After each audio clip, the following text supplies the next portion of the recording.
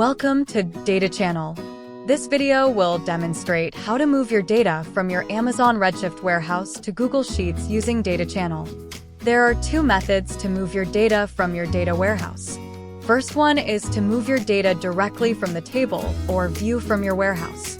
Second is by using a data model where you can define your SQL query. From Reverse ETL, go to All Destinations section. Then search and select Google Sheets Data Destination.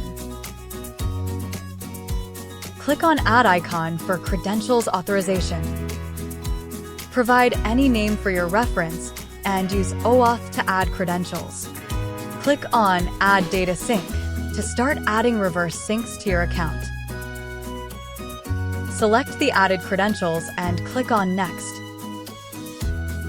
Select the desired object and click on Next. Select the sheet name and worksheet where you want to move your data.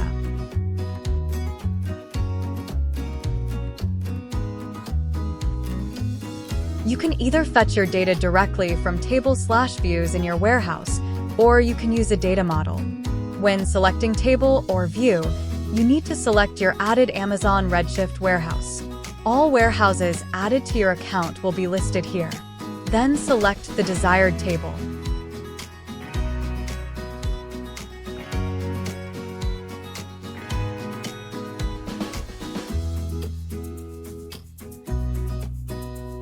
If you want to fetch data using a data model, then you need to first create a data model in the Data Model section. After creating it, select your desired data model.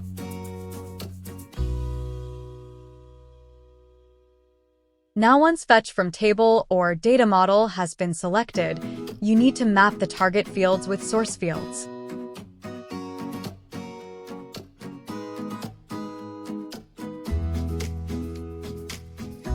Select the required fetch mode. Full will fetch all data from the selected table or view. Incremental will fetch the fresh records added since last fetch.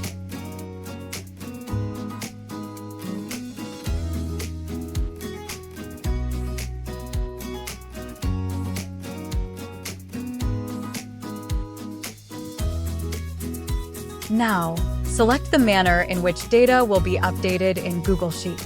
With Upsert selected, only new records or records with changes will be upserted based on specified upsert key.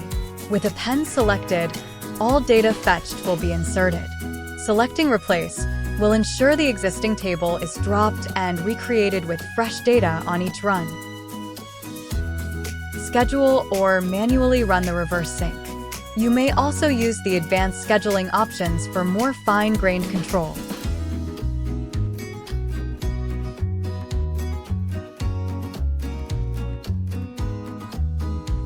Provide a name and description to the reverse sync for your reference.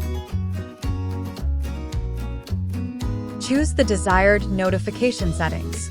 Mark the Run After Save checkbox if you desire to immediately run the reverse sync after saving. Click on Submit.